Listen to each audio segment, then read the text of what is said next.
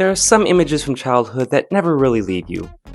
A giant nose full of flags, a glowing fake mountain called the Aggro Crag, a giant spherical head slightly judging celebrities while children with unbelievably specific talents stood there like tiny little wizards. If you grew up on Nickelodeon, these were not just TV shows. These were sacred institutions. These were the Olympics, a food fight, and a fever dream, all airing between cartoons. And the beautiful part is that these three shows were all doing something completely different. Double Dare told kids that knowledge was important, but getting blasted with whipped cream was more important. Guts took every sports fantasy a 10-year-old ever had and turned it into a televised national event, and Figure It Out looked at the weirdest, most random kids in America and said, "Yes, you!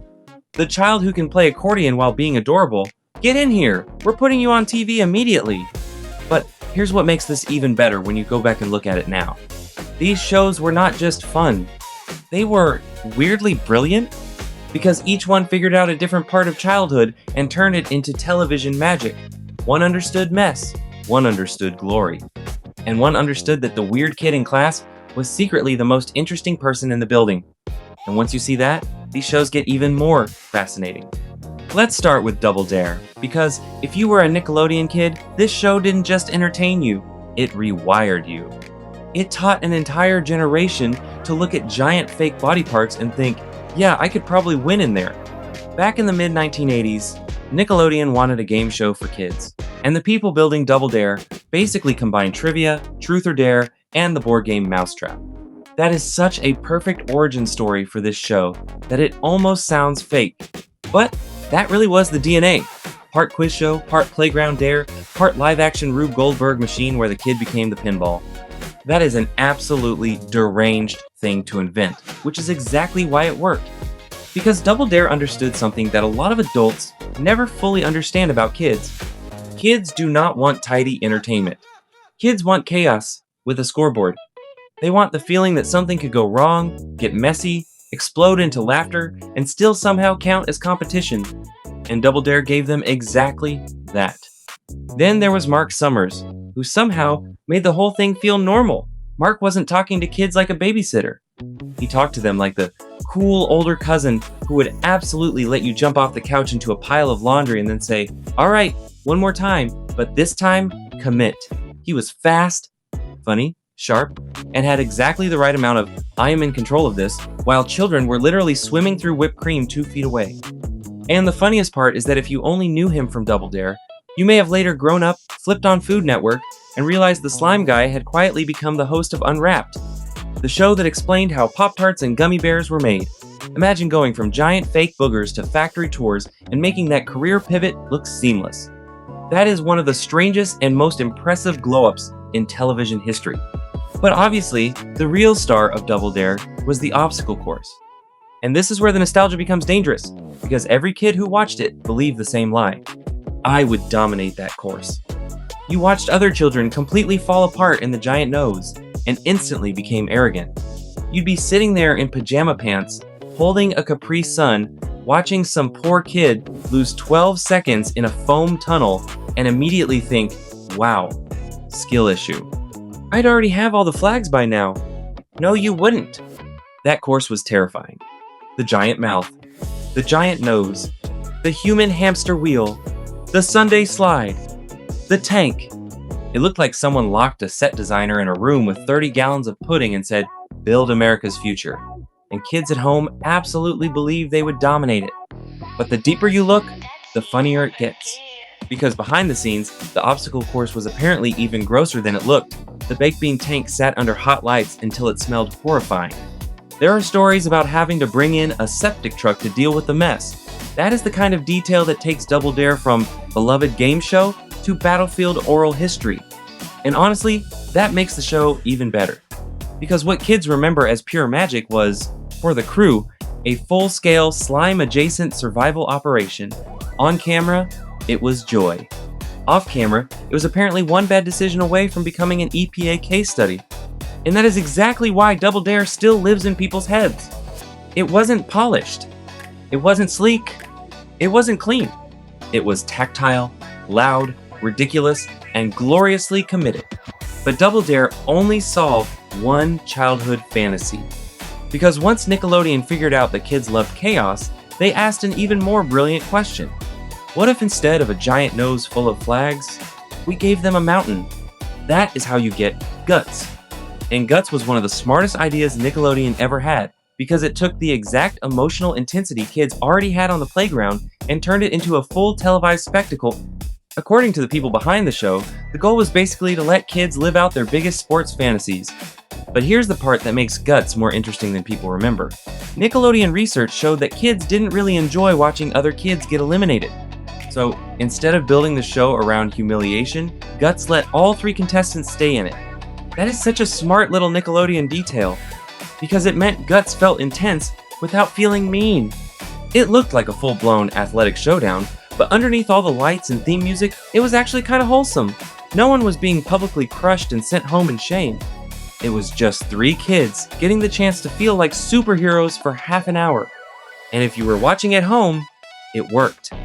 Because Guts made every challenge feel like the most important sporting event in human history.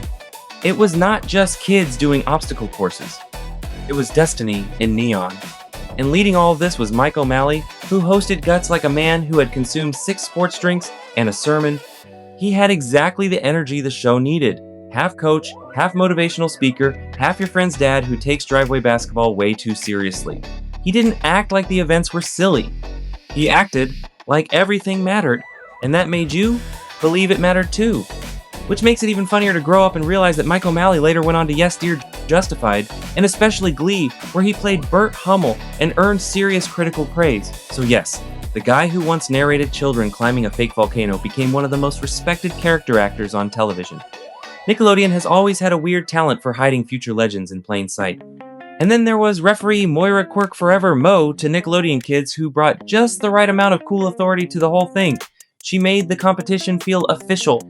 She made the events feel real. And it is somehow perfect that she later built a major voice acting career in games like Skyrim, Destiny 2, and Star Wars The Old Republic. Of course she did. She already sounded like she belonged in a fantasy arena. Guts just gave her a whistle and a windbreaker. But let's be honest, the real reason people still remember Guts is because of the Aggro Crag. And this is where the show fully crossed over from fun competition series into childhood mythology. The Aggro Crag was not just an obstacle. It was the final boss. It looked like a volcano, a laser tag arena, and a haunted Chuck E. Cheese display all fused together in a lab accident. It had flashing lights, fake boulders, smoke, rumbling surfaces, and enough drama to make a child feel like they were storming Mordor on basic cable. And the trophy? A piece of the Aggro Crag. That is one of the greatest phrases in television history. Not a medal, not a plaque, not a little gold cup from the party store, a piece of the mountain. That is storytelling. And it gets even funnier when you find out the early versions of the trophy were apparently so heavy, around 35 pounds, that some of the kids could barely lift them. Which means that after surviving the Aggro Crag, your final challenge was apparently deadlifting your own prize.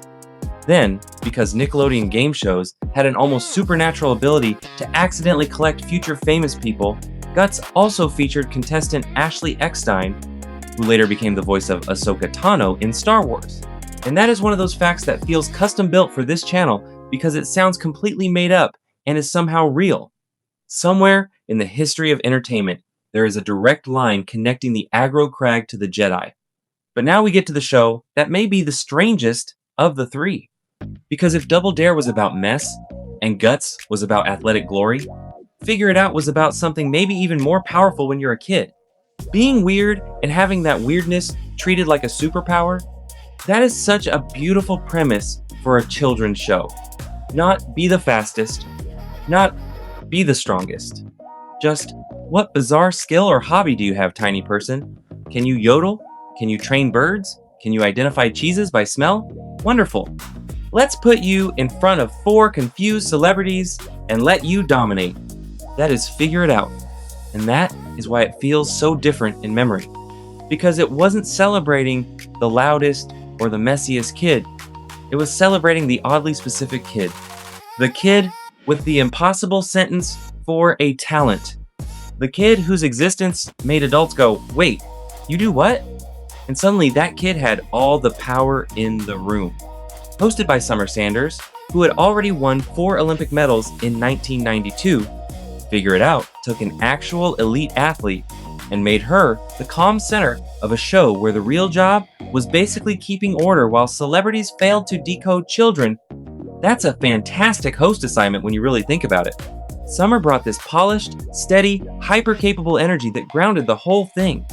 Without her, the show could have felt like complete chaos. With her, it felt like organized weirdness. And the panel was incredible. Kenan Thompson, Amanda Bynes, Coolio, Chris Jericho, Michelle Trachtenberg, Mia, Mike O'Malley, which means Mike O'Malley somehow managed to be part of both the sports fantasy show and the Weird Talent Slime Panel show, quietly making him one of the great unsung architects of Nickelodeon childhood. Then there was Billy the Answerhead, which is one of those phrases that instantly unlocks a memory and also sounds deeply unhinged out of context. Billy was a giant blue head that revealed the clues. That was a real sentence in the 1990s. Nobody questioned it. Nobody needed to. Nickelodeon simply said, "The clues will come from a huge blue floating face," and an entire generation said, "Makes sense. Proceed." But what made Figure It Out so clever was the way it used slime. Because Nickelodeon never just reused an idea, they remixed it. On Double Dare, slime was the environment. It was the natural habitat. It was weather. On Figure It Out, slime was a trap. The secret slime action turned the whole show into a landmine. Somebody on the panel could accidentally do the wrong little motion and suddenly get drenched. That's such a good mechanic, because it meant the tension never fully disappeared. Even when the show was calm, something could still happen. And then later, the revival added things like the word of honor, where saying a specific word could trigger the slime, which is such a beautifully Nickelodeon idea. Congratulations, you're doing well. As a reward, you are now wet. And of course, because this show also had that strange Nickelodeon gift for capturing future stars before they became famous, Hunter Hayes appeared as a little kid performing on the show. Marcus Stroman showed up in the audience and won a prize. And that's part of what makes Figure It Out so charming in hindsight. It treated kids like they were already somebody. Not future adults. Not unfinished people. Not practice humans. Interesting people right now. And when you put all 3 shows together, that's when the bigger picture really comes into focus. Double Dare told kids that TV could be messy, physical, gross, and glorious. Guts told them their sports fantasies were worthy of lights, commentary, and mythic final climbs. Figure It Out told them that being unusual was not embarrassing, it was the whole point. That is such a good accidental trilogy. One show said, "Get dirty." One show said, "Be brave." One show said, "Be weird." And together, they kind of covered childhood. That was Nickelodeon at its absolute best. It didn't make kids feel like smaller adults. It made childhood feel like its own full-blown universe, with its own rules, its own legends, and its own sacred objects. A flag hidden in a giant nose. A piece of the Aggro Crag. A clue on Billy the Answerhead. And maybe that's why these shows still hit so hard now. Because yes, they were funny. Yes, they were ridiculous. Yes, they were covered in slime, whipped cream, fake rocks, and giant prop body parts. But underneath all of that, they were making kids feel something huge. That your world mattered. That your weirdness mattered. That your imagination mattered. That being a kid was not some waiting room before real life started. It was real life. And for half an hour after school, Nickelodeon made it feel enormous. So yes, maybe what we remember is the giant nose. Maybe we remember the Aggro Crag. Maybe we remember the slime. But what we're really remembering is the feeling. That for a little while, childhood felt epic.